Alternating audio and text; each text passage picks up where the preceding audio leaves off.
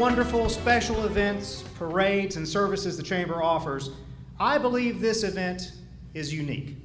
I've loved attending this event and participating for as long as I can remember.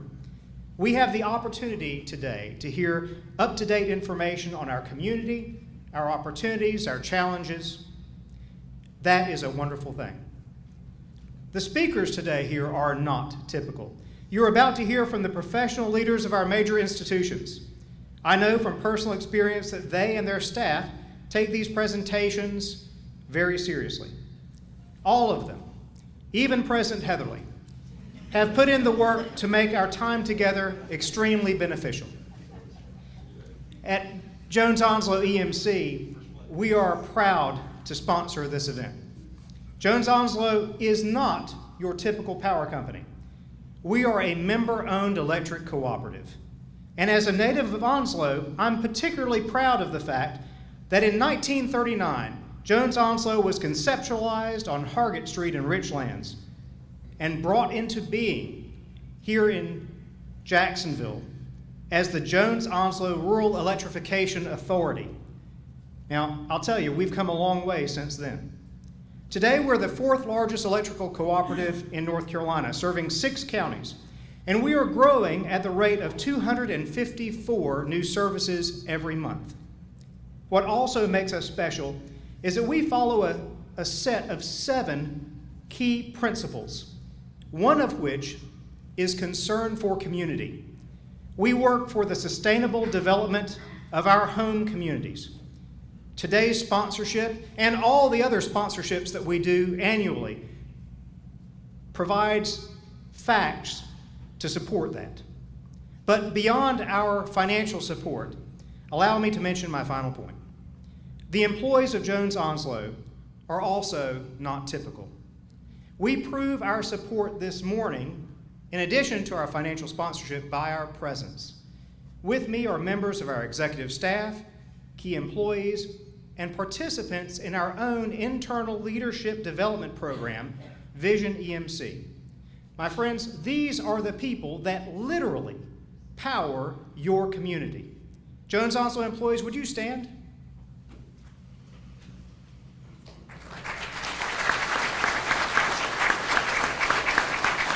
Thank you. Ladies and gentlemen, thank you for sharing your important time with all of us this morning. Thank you for being here, and I hope you enjoyed this event. Thank you, Laura. Thank you, Joe.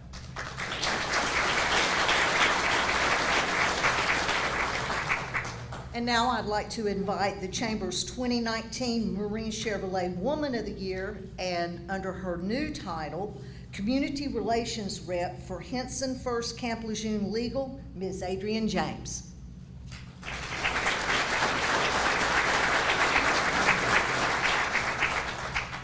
Let us pray.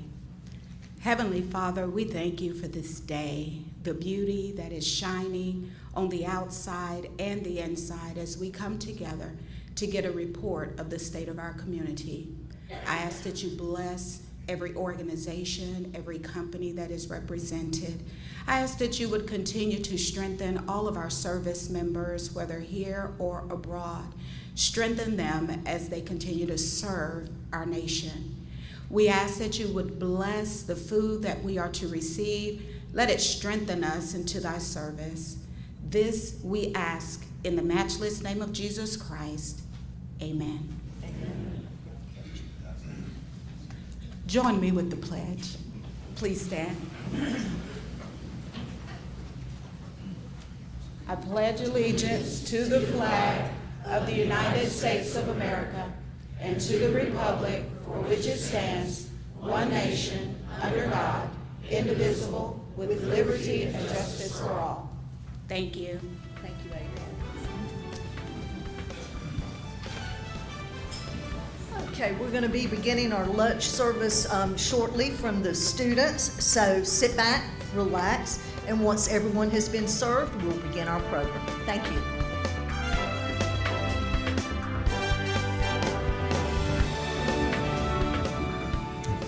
Welcome to the Chamber's State of the Community Address. I'd now like to introduce our moderator for this year's State of the Community, the former chairman of the Chamber's Military Affairs Committee, and the Chamber's 2013 Sanders Ford Golden Eagle Man of the Year, Mr. Bob Dupuy.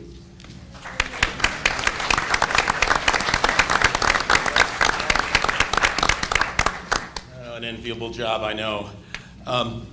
First, welcome to what I consider, and my friend Jeff Hudson alluded to, this is without a doubt the most informative and uplifting event that your chamber does all year, so I'm so glad you're here. We're right to it. I'm going to introduce the rock stars that are speaking on behalf of their various kingdoms and empires here in Onslow County. So, Brigadier General Andrew Niebel, General for Marine Corps Installations East and Marine Corps Base Camp Lejeune.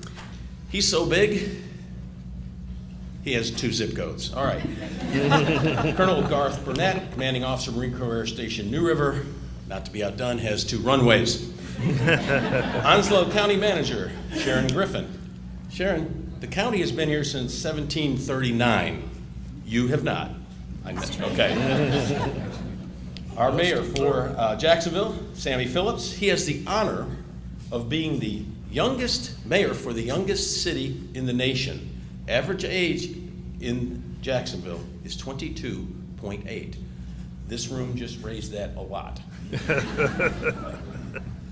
David Heatherly, president of Coastal Carolina Community College at 444 Western Boulevard. He is intergalactically recognized for his institution of higher learning. Dr. Penny Burlingham-Deal, chief executive officer for Onslow Memorial Hospital, our nationally accredited local hospital. Can I get a woohoo? Woohoo! There you go. And last but not least, Dr. Barry Collins, superintendent for Onslow County Schools, an organization that builds schools only to find out when they're done building they need just one more.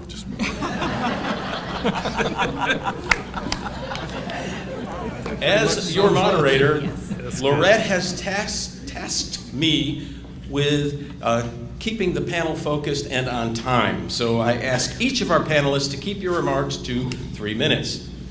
I will pose the topic and then ask each of you to answer. Do not make me take out my whistle. All right. Let's start by talking about this past year. Describe 2 or 3 accomplishments in the past year for your organization or jurisdiction. General? All right, well, thank you. And it's a pleasure to be here this year, and I'm burning valuable time here. It's a pleasure to be here this year. For those that were here last year, you remember the delays we had. Much smoother this year. And thanks for our culinary artists. Lunch was awesome. So thanks for what you guys did. I first want to say it's been an honor to be able to serve in the position that I have for the past 2 years. I'll be leaving here in a couple months to head out to California. It's a bittersweet, it's a great job, but thank you all for the interaction and support that you provided to the Marines and sailors over the past couple years. When I first came here, we had 3 main objectives, and that was to deter the threat, to build to the future, and to strengthen our alliance. Over 70% of our families live out in the town, in the community, interact with you all every day, some of you. And we have made incredible gains over the past 2 years. So thank you all for the support to our Marines and families. Some accomplishments. First, I'll start big with the Marine Corps. You may have heard of something called Force Design. Force Design is modernizing the Marine Corps, getting rid of legacy systems and buying new systems. And with that comes all the requirements to train with those, build airspace, training areas, new facilities, and the rest of it. The MEF, your MEF out there, operationally focused right now. They've got the Marine Expeditionary Units on ship, out forward deployed. They've got Marine rotational forces out in Europe right now as we speak. We've got task forces out in Europe that are focused on what's going on in the Ukraine with Russia. So we've got an operationally deployed MEF. Here at Camp Lejeune, we have done a lot of good things for those who were at the spring reception. I talked about the awards that we received. The base itself has received the President's Commander-in-Chief's Installations Excellence Award for Large Installation of the Year, 2 years running. We're in it this year again. So we've done great things with super people. Most significant change you all see on base, we got 56 projects underway right now. Hurricane Florence recovery, we're about done with half of them. That's over $3 billion worth of construction. It's the biggest transformation in Camp Lejeune since the 40s. So if you haven't been on base lately, check it out and you'll see a lot of new construction going on. With things like the new bridge, the swing bridge going over, mess halls, chow halls, NCIS buildings, headquarters, and all the rest of it. So we've got plenty of new training areas that we're also building. Happy to talk to you a little bit more if you're interested in those. Thank you. Well done, General. Colonel, it's all you, sir. Thanks, Bob. Ladies and gentlemen, thank you so much for the opportunity to come here. I've been in the seat over New River for almost a year now, and I'm constantly humbled and in awe of the partnership we have between the community and the bases, and it speaks volumes that we can get together like this. The last year in New River, we had three big things that I'd like to talk about. First is Hurricane Florence recovery. New River had 15 separate renovations or reconstruction projects that had to be done for that. And last year we accepted the first 2 of those 15. So we're starting to see some progress, and some of the construction is finished. But we got 2 new warehouses, which are probably the least complex of those projects done, and got those back to the units of MAG 26 and Station to be able to get back to normal operations. We also accepted a state-of-the-art firefighting trainer for our expeditionary fire and rescue and some of our units who deploy on naval shipping. So before we have any aviation personnel get on board Navy ships, they have to be trained in firefighting, specifically for aircraft firefighting. And we now have a 21st century model that's a mock-up of an MV-22 Osprey that can simulate fires in the fuselage, the engines, or some of the other compartments, and we can train our personnel to combat those fires. Previous to this opening, all of those crews and personnel had to travel up. The closest other facility was in Norfolk, and the other one was in Florida. So we're saving hundreds of thousands of dollars in travel and expenses, and then the lost maintenance man hours for all of those Marines and sailors to be able to go do this here on Lejeune and New River Complex is a big deal.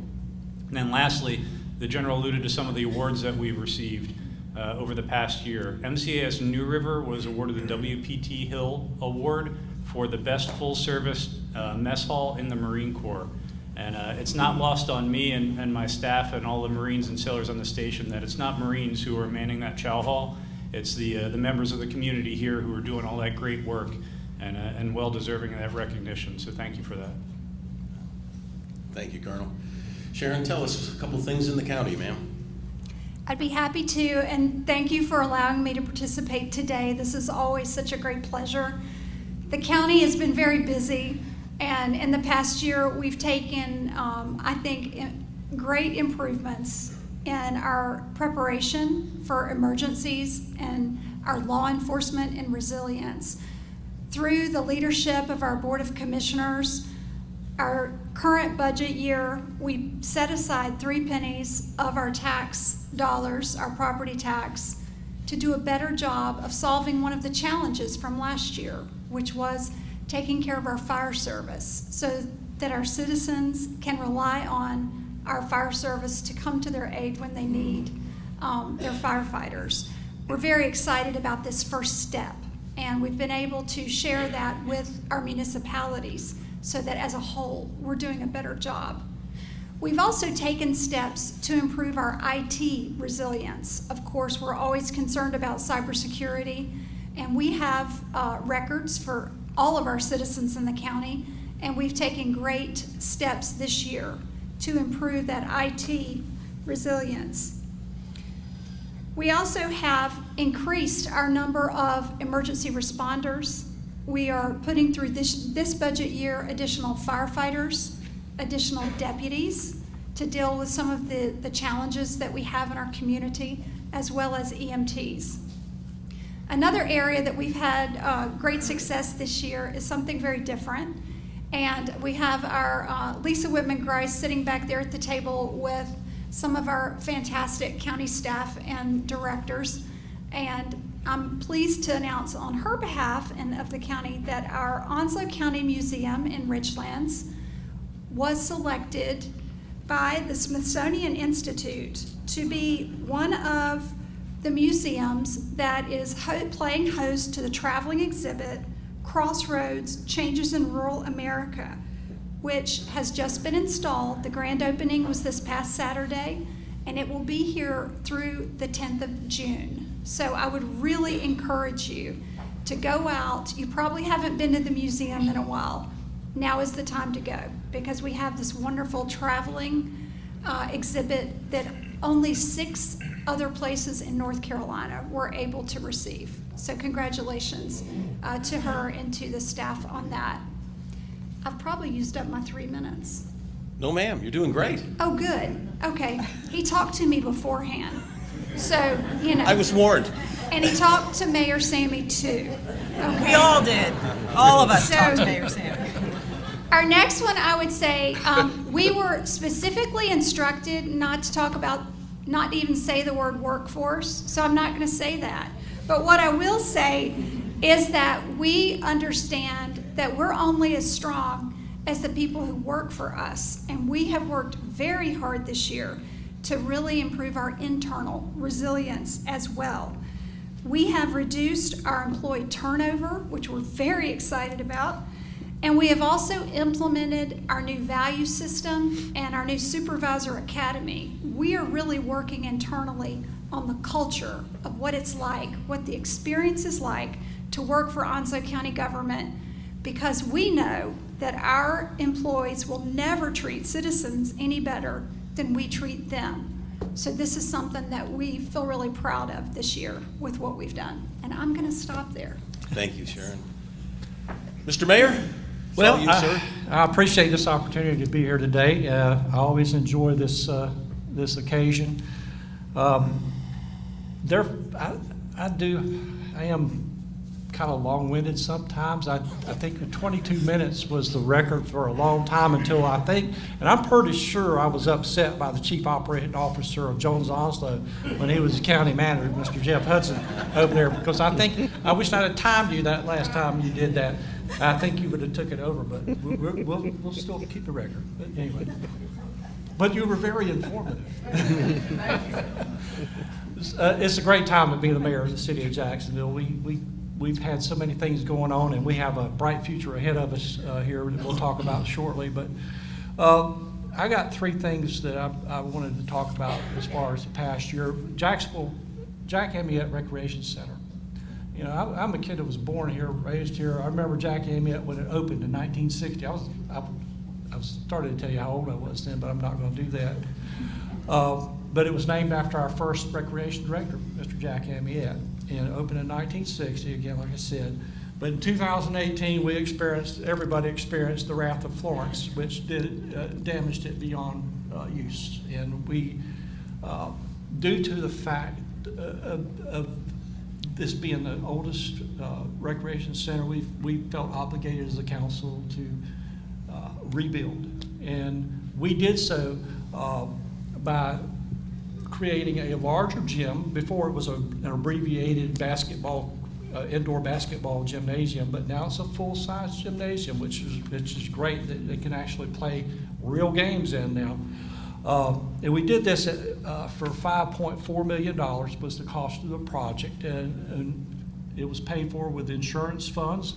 We had some general fund money that we used, and also $1 million funding from the Defense Community Infrastructure Program, which helped us as far as getting that done. It's a significant city investment in the New River community, which is right now, as we speak, is in the process of renewal. Jacksonville Station, that beautiful building we have out there now on North Marine Boulevard, that I'm sure some of you pass by every day. We opened it this past year. It's a $10 million project, $10 million investment.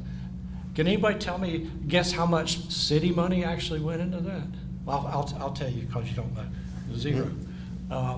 We did it with money, grants from the Federal Transit Administration, and also the North Carolina Department of Transportation. It was 100% funded. The only kick-in that we had as far as the city is concerned is we provided the land where it's built on. This was a great idea. to centralize all our transportation, such as Amtrak, our buses, the city buses that you see going around the city, also the United Transit System are based out of there now. When we built it, it was built to withstand hurricane strength winds. It also gives our young Marines that are coming into Jacksonville by bus a lot of times a nice place to be able to kick back and relax. We actually have a Bulldog Lounge there, and the facility can accommodate our young new Marines coming into the area with a place to be able to change their clothes, take a shower or what have you. I think it's a great investment in our community. And the prize one that I think of is our Williamsburg plantation, 400 acres that we have bought for purposes of improving our recreation abilities here in the city of Jacksonville for now and in the future. And this is going to be a project that's going to take some time. There's a lot of planning that has to go into it. We're also involving many stakeholders and members of our community. We would appreciate any feedback that you give us on things that you want to see go there. Again, like I say, it may be a project that could go into 20 years down the road, as far as being fully completed. 400 acres, it takes a while to fill 400 acres up. And a lot of it is wetlands areas in the back part of it. It goes all the way down to the river, so there'll be all kind of amenities as far as kayaking and that sort of thing. Trails, hiking trails. So we're very Mr. proud. Mayor, would you mind if I cut you off? Did you ring my phone? I feel it buzzing. No, sir, I did not. Okay. Go ahead. Anyway. Finish your thought. They'll get a new clock. Anyway, those are three things that we feel like we've accomplished in the last year. So thank you very much. Yeah, thank you, sir. All right, Mr. David Heatherly. You're doing a great job, Bob. Of course, the bar was pretty low from our MC from last year. That's right. Good afternoon, everyone. It's a pleasure to be with you, and a special thanks to our Chamber of Commerce for once again organizing and sponsoring this event, and in particular, our main sponsor, Jones-Onslow EMC, and atypically, the representative from Jones-Onslow, in my opinion, was borderline incomprehensible. And Jeff, in time, I'm sure it will get better. So, thank you and your organization. I hope it's no surprise to you to know that there are 4 themes at your community college. These themes were actually established many, many years ago under the leadership of my predecessor, Dr. Ronald K. Lingle. That being educational quality, student success, teamwork and partnerships, and workforce and economic development. And I'm happy to tell you that there's clear evidence over this past year that our faculty, staff, and our students have remained focused on those themes. First of all, with educational quality and student success, year after year, the system here in North Carolina measures, they provide a report card based on student performance year after year. And that is determined by progress while they're enrolled, how they do when they transfer to other areas, what our employers tell us when they leave us, and a number of other factors, graduation rates, those kinds of things. And I'm pleased to tell you that the faculty, staff, and especially the students this year have done such an excellent job that at the top of the list of 58 community colleges is your college, Coastal Carolina Community College. So kudos to the faculty, staff, and students at Coastal.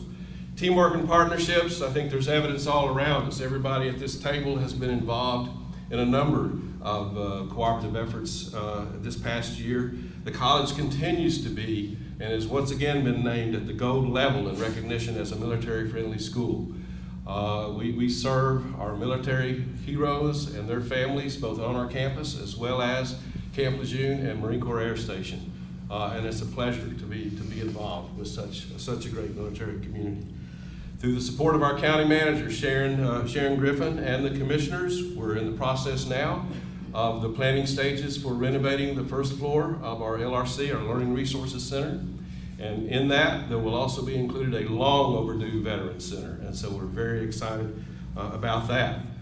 Also, we're talking about progressing further with the development of the Georgetown campus in support of our fire protection services community. So stay tuned for that. At the request of Chief Unero over there against the wall, where he spends a lot of time in his career against the wall, Chief Unero asked us last summer to provide an additional basic law enforcement training class. We did that. We're doing it again this summer in response to our desperate need for more qualified police officers, and it's a pleasure to work with you, Chief, in that regard. There's no way that we can do what we do without those clinical sites, our area dentists, our Onslow Memorial Hospital, the Naval Regional Center on the base. Those clinical sites provide a valuable opportunity for our students, and we continue to work closely with them in providing excellent education, in my belief. Great things still go on, believe it or not, with Dr. Collins and the college. We have, as you know, and we've talked about it many, many times, an early college high school on our campus. And in this particular instance, that particular high school continues to excel year after year. As a matter of fact, there's an overall performance grade that's provided for all public schools across the state, and there's over 2,500 of them. And fourth on that list is the Onslow County Early College High School. So Dr. Collins, congratulations on an exceptional job there. That's impressive, David. Thank you so much. The fourth theme speaks to the commitment of economic and workforce development, and let me just say that in cooperation with our chamber, in cooperation with our local economic development office, great things are happening there. The college is at the table. Whenever new industry is taking a look at Onslow County, we're always happy to be involved in that sense. And one last thing, sir. Next week is Small Business Week, I do believe, President Lejeune.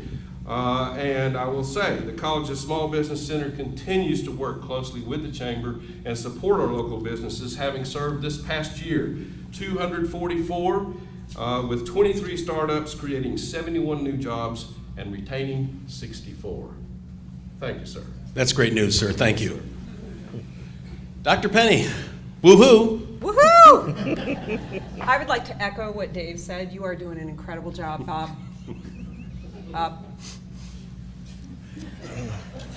Okay, thank you. I am so grateful to be here. Thank you so much. It's wonderful to see people in person after this virtual world that has seemingly attacked us. I do want to give a shout out to our Onslow County Hospital Authority board members who are here in force. Thank you for your leadership and support. I also want to thank the senior team who's sitting in the table in the back. Thank you so much. Oh, with the exception of Carl. It's over there. But thank you all for being here too. Your leadership and support. We couldn't accomplish what we did without all of you. So thank you so much for that.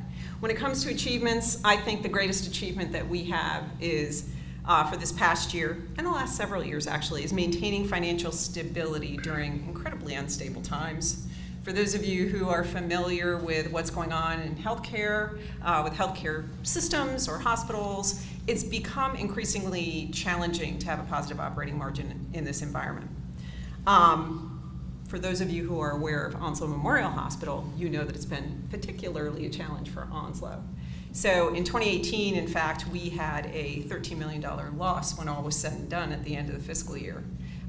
I coined 2019 as the turnaround year. That is the turnaround year. When we put a business plan in place, we entered into the relationship with UNC Healthcare, and we were able to turn that $13 million loss around, still a loss, to $783,000.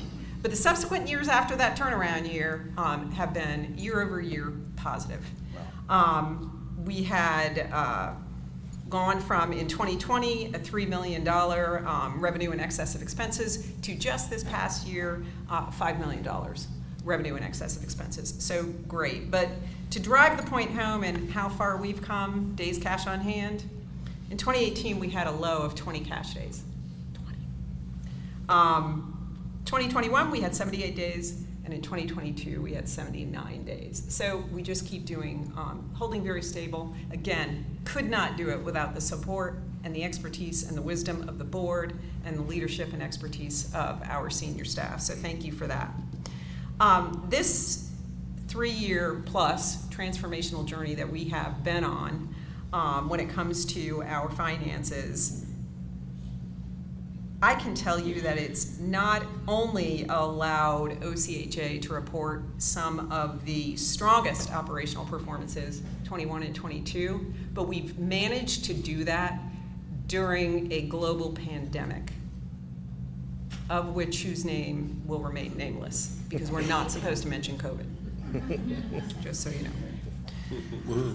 The fundamental factors that have been accomplished through hundreds of initiatives, and I mean, nothing's too small to work on, right team? Nothing's too small to work on, or suggest for that matter. But they focus to increase reimbursement and revenue and get cash through the door. They've also focused on reducing total costs on a per patient visit level.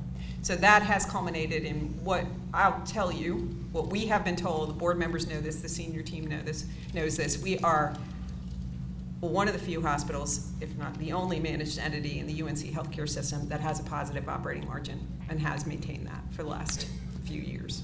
So thank you for that. Thank you for your support. And I defer, if I have any time left over, Bob, I defer it to Dr. Collins. You did not, ma'am. I think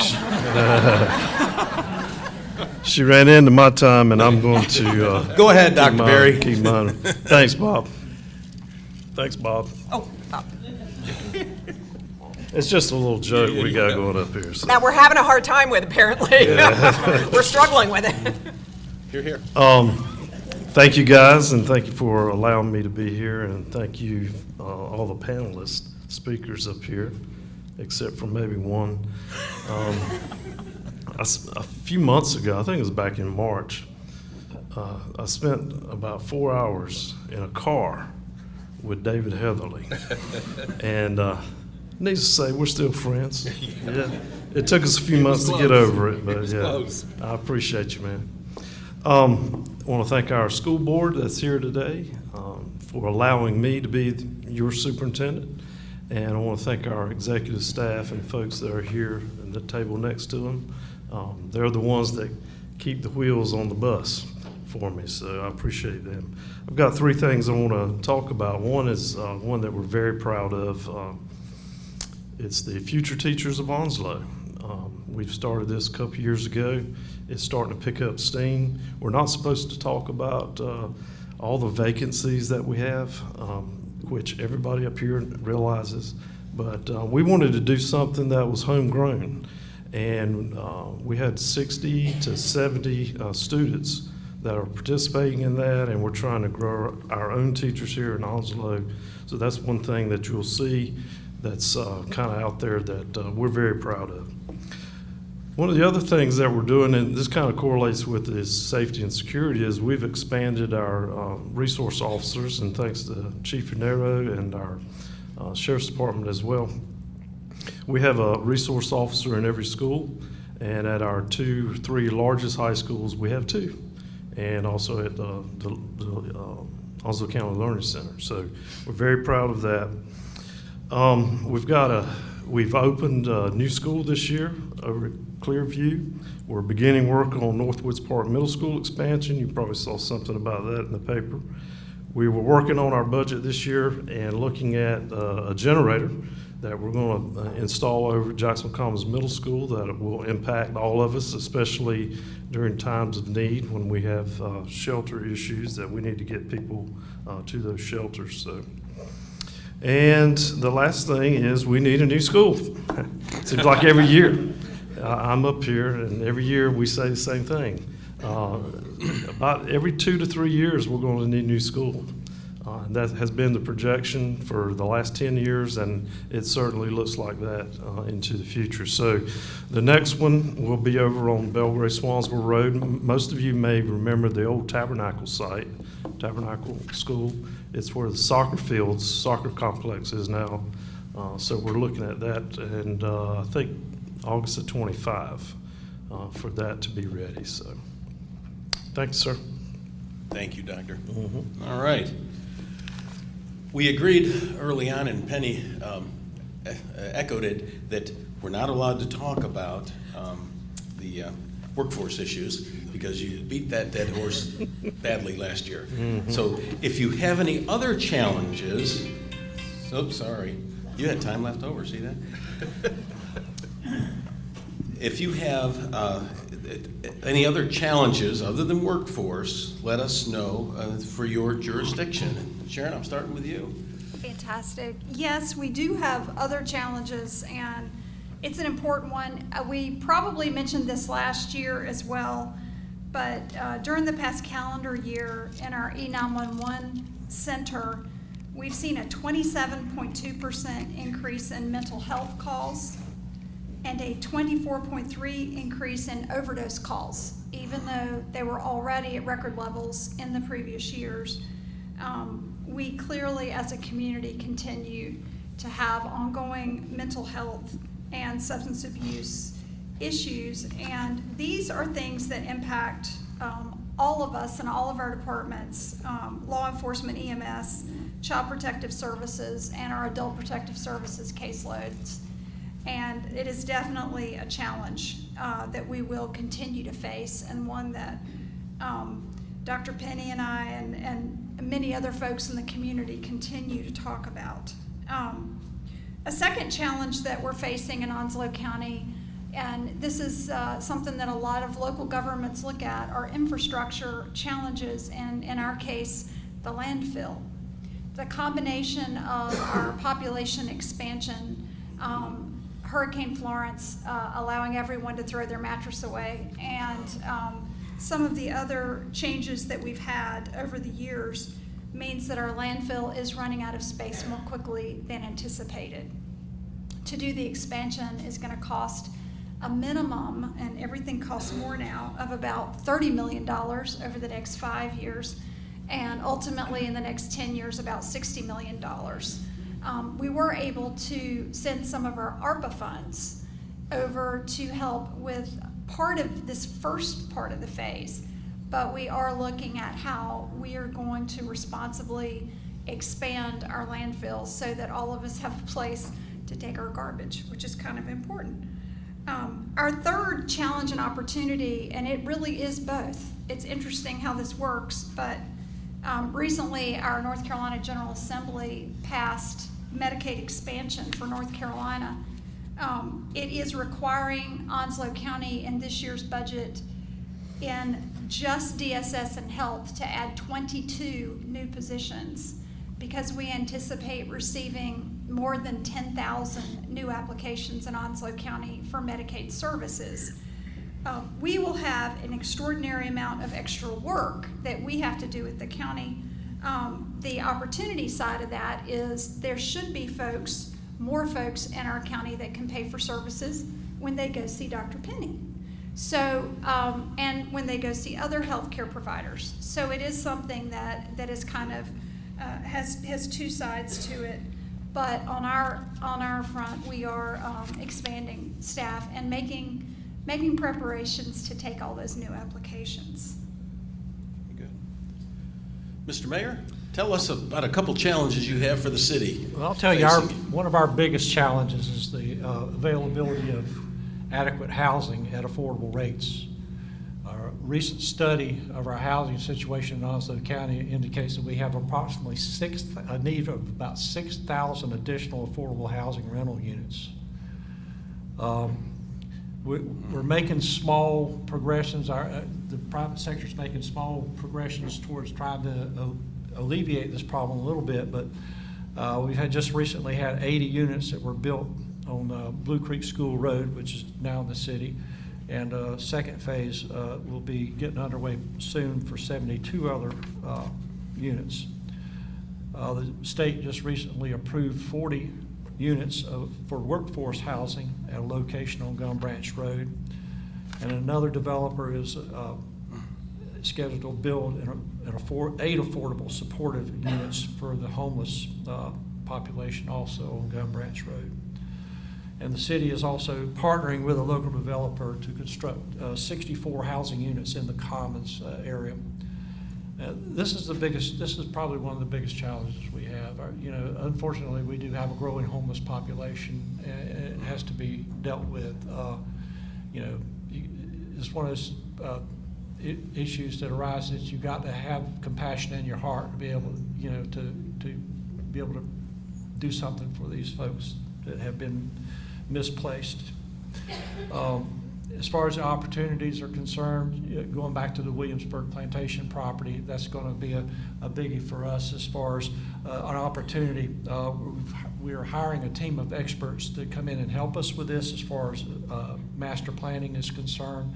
And hopefully we'll have a master plan completed and in place by early 2024.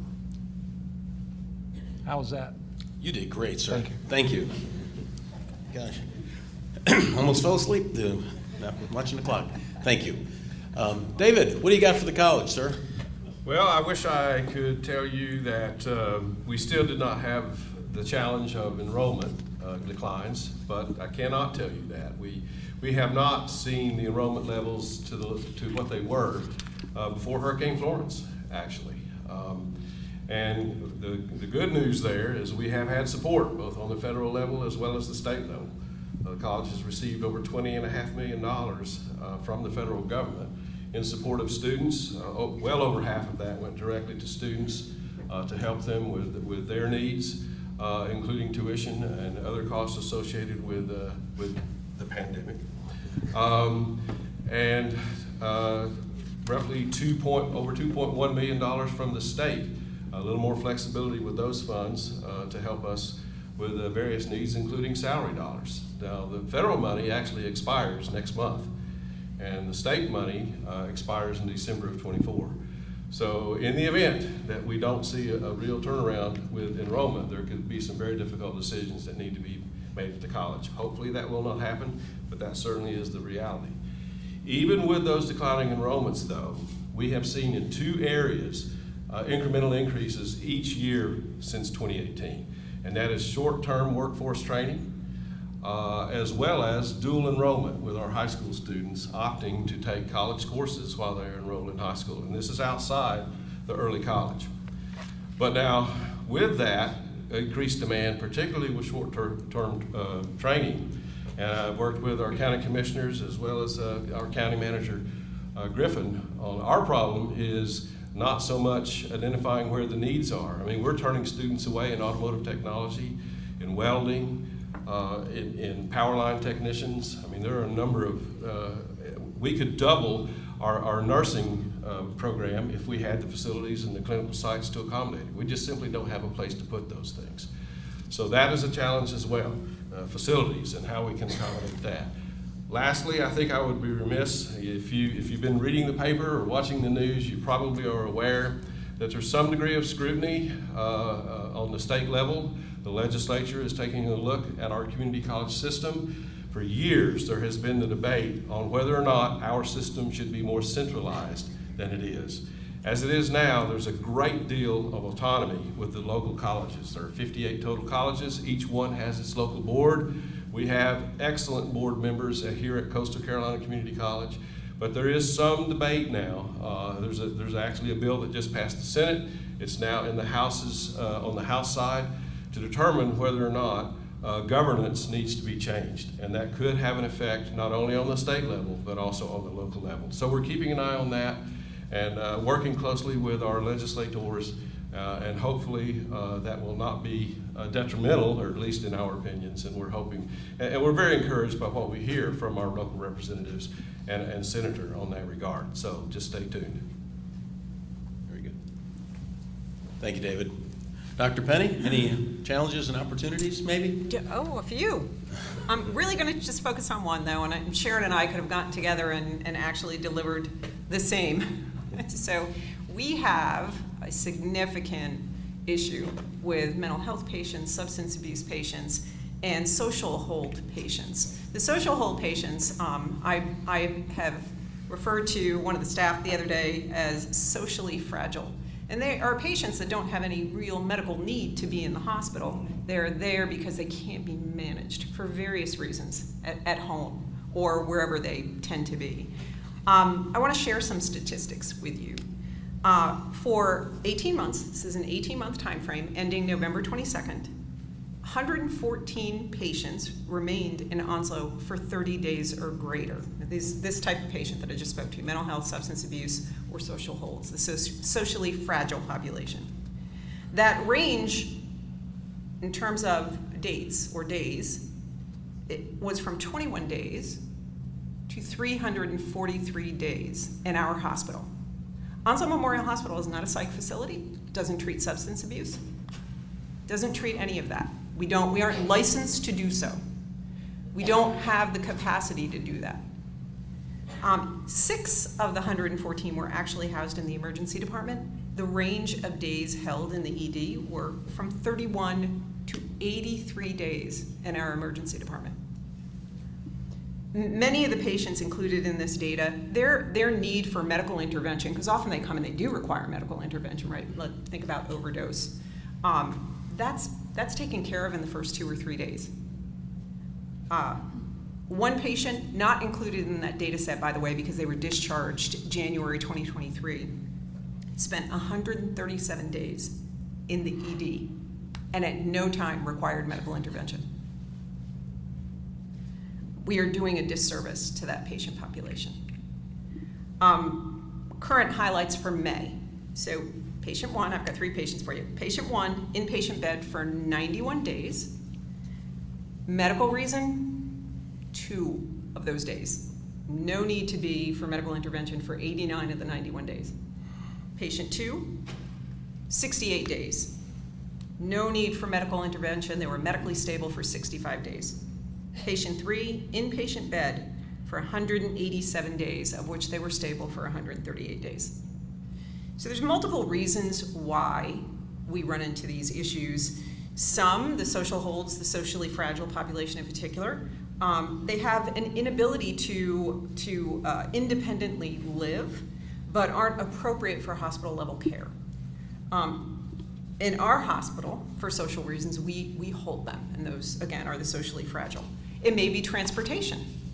It may be medications. They're not able to afford their medications, so those psych meds that they need, they can't afford them. They go off the meds, and then they wind up right exactly where they were before they were hospitalized.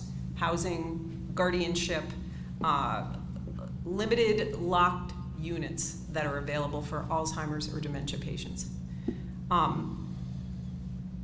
There's a number of reasons. Again, we lack the outpatient resources to deal with this population of folks. One more minute? Okay, 30 seconds. I do want to just read to you a statement from a really impassioned staff member, and it kind of drives the point home, but on any given day, our ED teammates and providers walk into anywhere from 10 to 12 patients on average who have no emergent needs, but regular daily needs. Medications, companionship, ADLs, activities of daily living, all which take time and resources. And of course, if there are behavioral needs, that takes up much more time and resources and significantly increases the safety risk. The staff are limited in their ability to quickly address less emergent needs, and depending on the day, even address true emergent needs. On the same given day, our patients have 10 to 12 less rooms. We have a 40-bed ED. Think of 12 beds occupied by mental health, substance abuse, or social holds. Think of another 10 patients who have to go upstairs because we can't move them because there's 10 or 12 or 15 patients on the unit who've been there for months. All contributes to the patient flow piece of it. Their experience certainly suffers. Our teammates on the inpatient units experience the same, people in rooms, some who are desperate to leave but simply have nowhere to go for weeks, months, some longer than a year. They have no acute medical needs but still require care that should be provided somewhere else by caregivers who have the expertise to address their particular problem. So we have a significant issue here in terms of available resources in our community. Sharon and I have discussed it often. That contributes to some of the experiences that some of you and your family have had at Onslow Memorial Hospital. But know that we're doing the best we can and we're working. There's certainly some of the future collaboration we hope to have in place to make some headway here. Thank you. Scary statistics. Thank you, Doctor. You now have taken the lead on exceeding your time limit. Mayor Sammy. Well done. Mike, you didn't warn me there's a competition going on up here. Yes. Dr. Collins. After hearing some of these challenges, I feel bad about even saying mine now. My mentor and former superintendent, Dr. Ron Singletary, once said that we don't have challenges, we have growth opportunities. And so I'm going to share a couple of growth opportunities with you. The one is very obvious. We've talked about it. It is the increase in the number of students here in Onslow County. We average about 300 a year, but this past year we jumped up close to 700.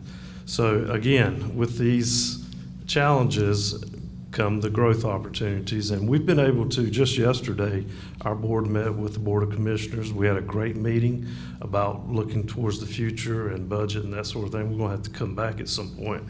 But the one thing that I'm very proud of, and I didn't mention this earlier, is the funding formula. And I think Sharon and I both agree 100% where we're at right now with both of our boards and the funding formula that we have. It gives stability to both organizations, and it also provides for that sustainability over the years. And so we're very, very proud of that. And again, we were looking at, the challenges, the growth opportunity, and then looking at what we're doing already to address those. And I just wanted to mention that across the state, when I go to superintendent's meetings statewide, they're always asking me, how do you guys do that? How do you have a board and a county commissioner board that work together and can produce those kinds of numbers? So is that my time? That is not me. But it's just interesting that across the state, people envy what we have. And I think everybody needs to know that. And we certainly want to keep that relationship going. So thank you. Very good. Thank you. General? All right, Any opportunities over there? Opportunities, we've got plenty. Everything today is faster, farther, higher, more lethal. We're constrained by physics here. We've got so much land mass we have so much airspace we can use. And with modernization comes challenges of how do you train? How do you train at scale when you're talking about something that flies over 100 miles? Or unmanned aerial surveillance, or those types of things. So I think the way the future is, you're going to look at the Eastern Seaboard and you're going to start connecting bases and stations across the Eastern Seaboard, and we have to figure out how to do that.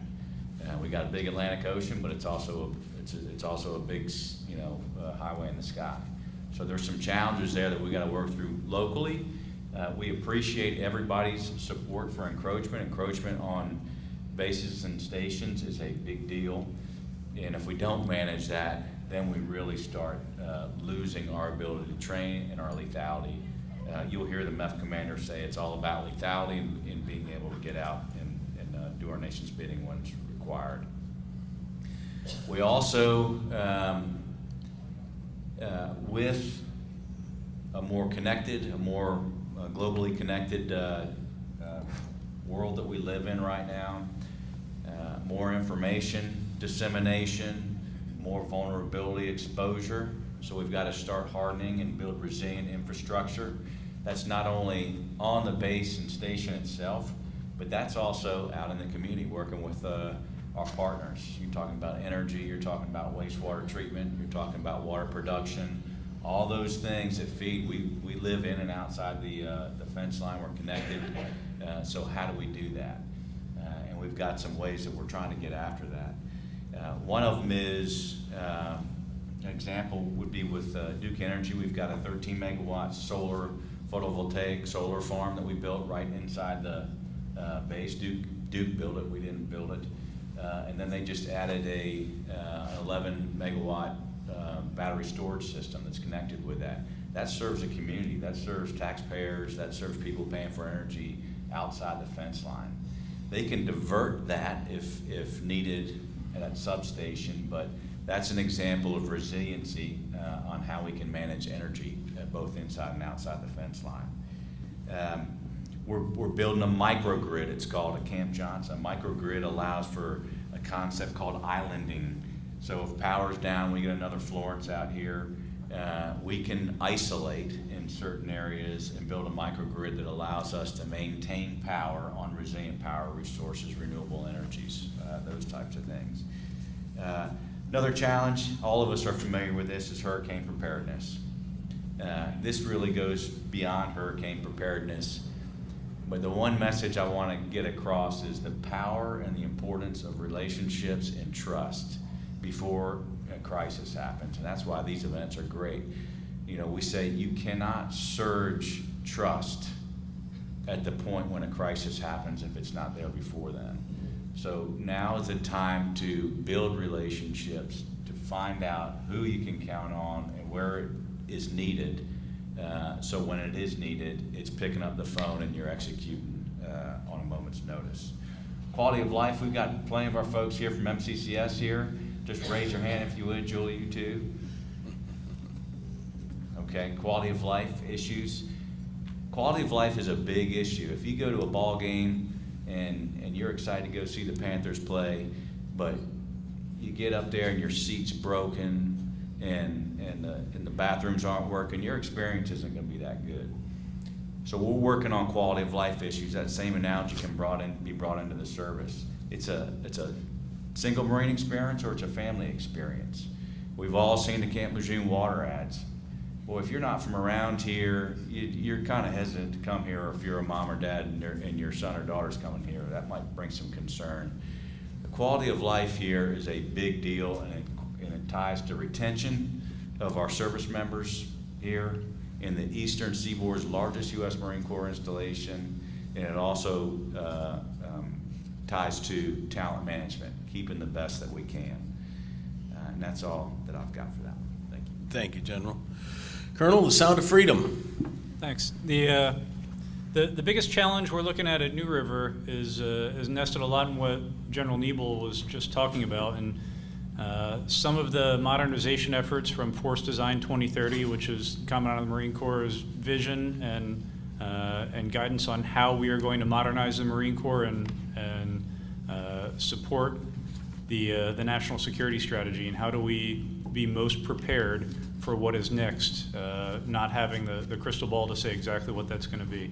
With that is also acceptance that it's not an end state, it's more of an idea and a set of goals that is going to get us to constant reevaluation. And part of that is unit activations, deactivations, and reorganizations for some units as we move away from some of our older weapon systems and platforms to something that's newer and more capable and can better support what we need. Combining that with some of the military construction we have going on the base for what we planned out 10 years ago, and just like any construction project, it's more difficult in the military for a lot of us because we don't get to see a lot of our projects through completion. As we rotate out, we are accepting what somebody else planned 5 or 10 years ago, and we have to be just as good of a steward to make sure we're doing the same for those who are going to follow in our footsteps. As we look at the contractions and expansions of some of those units, it's very difficult to make sure our installation master plan has the same type of flexibility in it to make sure that we can also scale our units and scale what our units are able to do based on where we think the Marine Corps needs to go. So there's a lot of unknowns that we're trying to plan for as we execute the Commandant's intent and make sure that our installation can still support what we're going to need in the next 10 years. Very good. Thank you, Colonel. All right, several of you have alluded to the collaboration that exists, but this last one is we want to hear about our future together. Within 3 minutes. What are the 1 or 2 collaborative, cooperative, or community items that will affect, inspire, or improve our future together? And I'm going to let Dr. Penny kick us off here. I'm going to make this easy. So the future collaboration that I see being the most meaningful actually harkens back to what I just spoke to as far as challenges and opportunities go. And the opportunity that presents itself is further partnership and collaboration with the county, any of the resources that we already have in place that we can grow upon, perhaps. So when you think of the Bryn Mawrs of the world or Trillium, how can we work to expand services that are already present that will address some of the population who's sorely affected by all of this. In addition to that, we have UNC Health, who can help perhaps with some clinical integration pieces as well. So, made the time. You did great.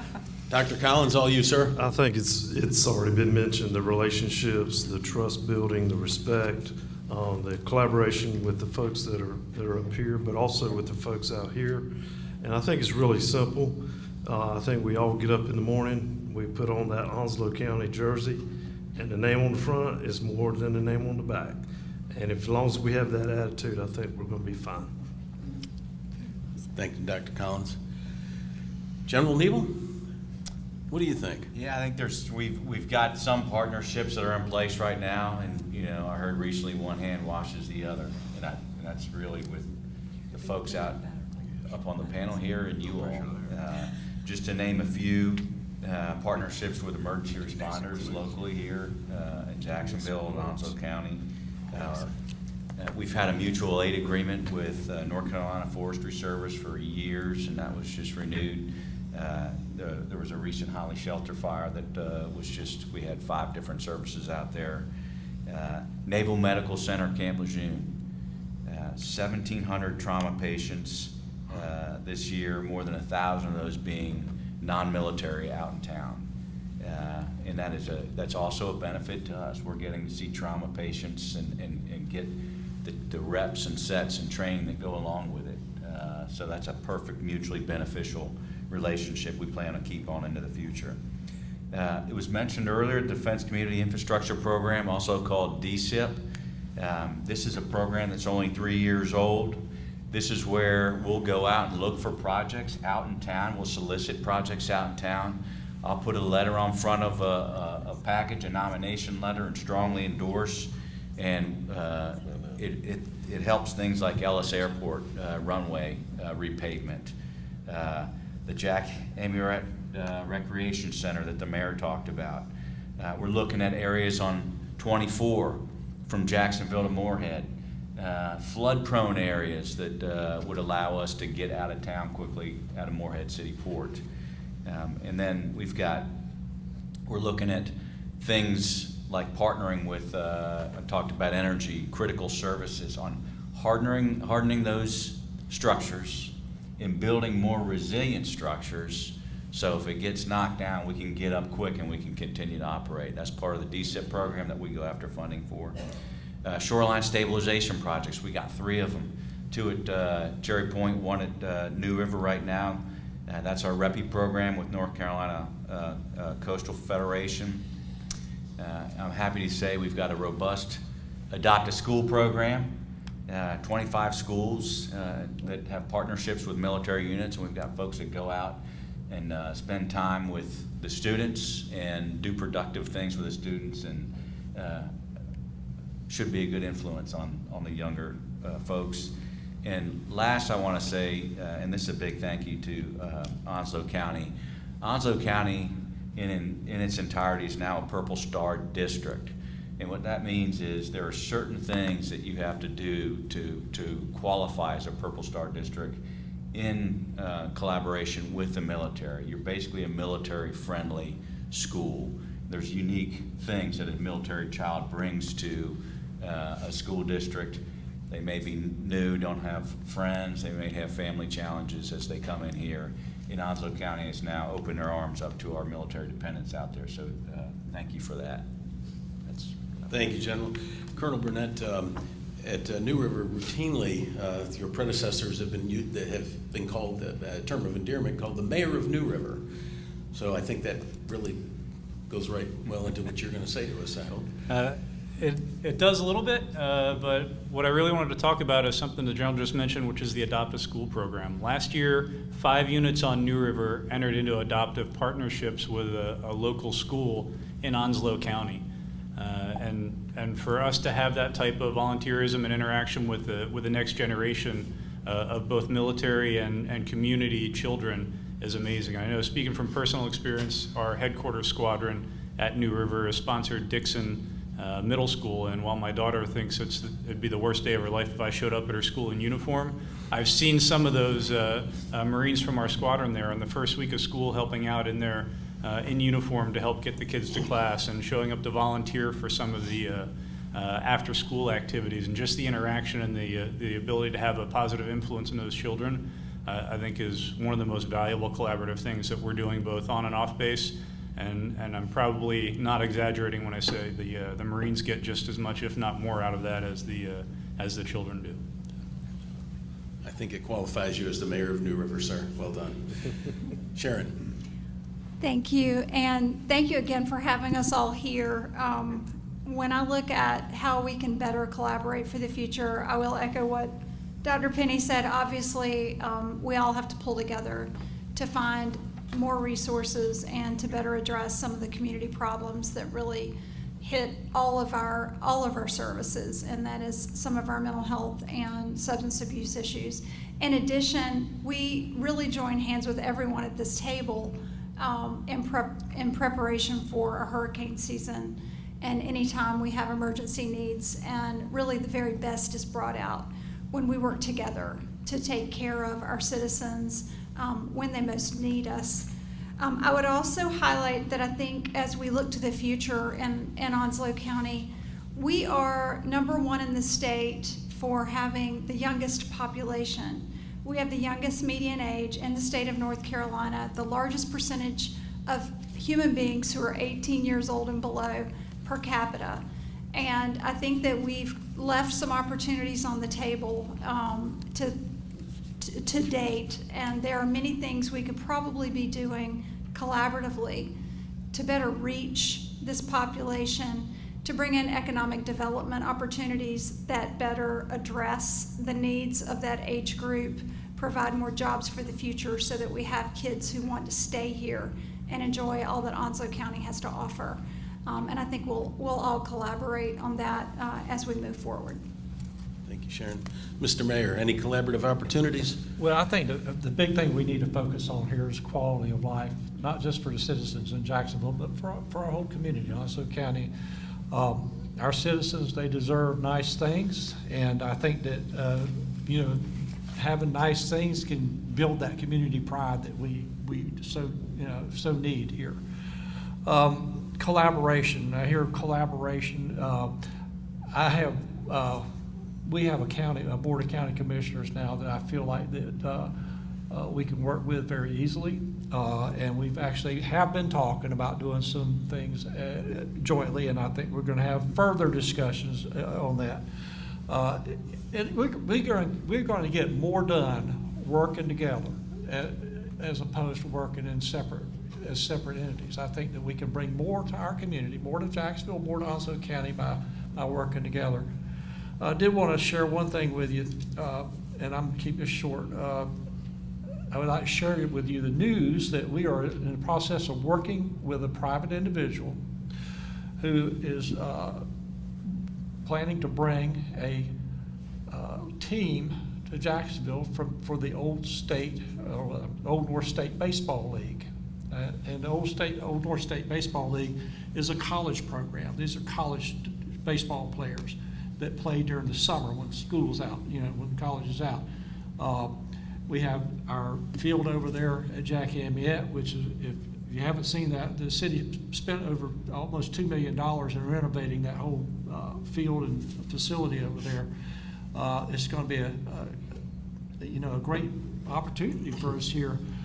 There's 20, right now there's 15 teams in that league. I think it's supposed to grow to about 20 to 25, and they'll play for 25 to 30 home games each summer, which, figure half the games they play are home games. That's a pretty long season. So that'll give us an opportunity for some entertainment for you baseball lovers out there. But I see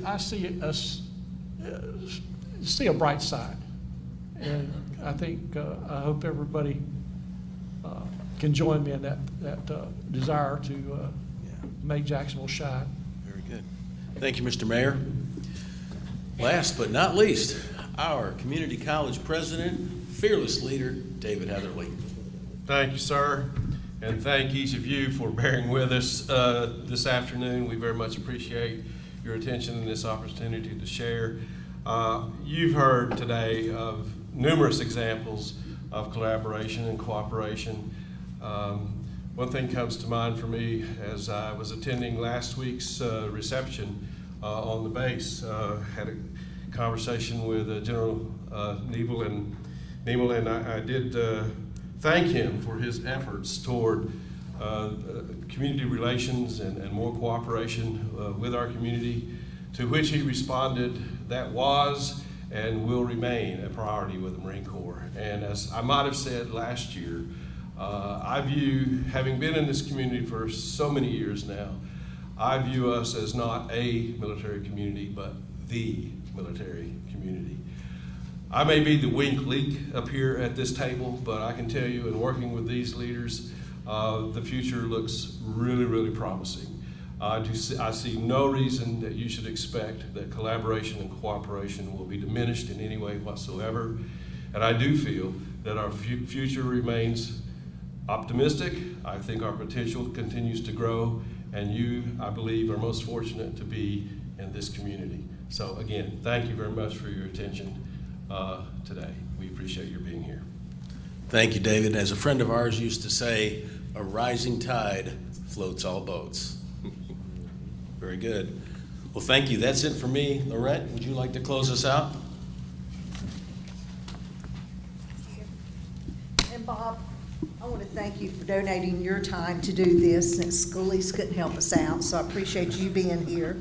I appreciate Jones-Onslow EMC for the sponsorship, the hardworking chamber staff, and of course here the Eastern North Carolina Regional Skills Center and the Culinary Arts and Hospitality students, and the City of Jacksonville for taping this program, which will be broadcast at a later date, so tell your friends they can watch it on G10. Now the Chamber's going to jump right back into something next week. It's our Small Business Week. At your place setting is all the information about the events that we've got going on the whole week. So please take that back to your office. Encourage your fellow employees to attend. And then on Friday next week, we'll be at Dr. Penny's place on May 19th to honor our Small Business of the Year, Advantage Gold Realty. And we'll do the Duke Energy Citizenship and Service Award to the USO of Jacksonville. Ladies and gentlemen, this concludes our program.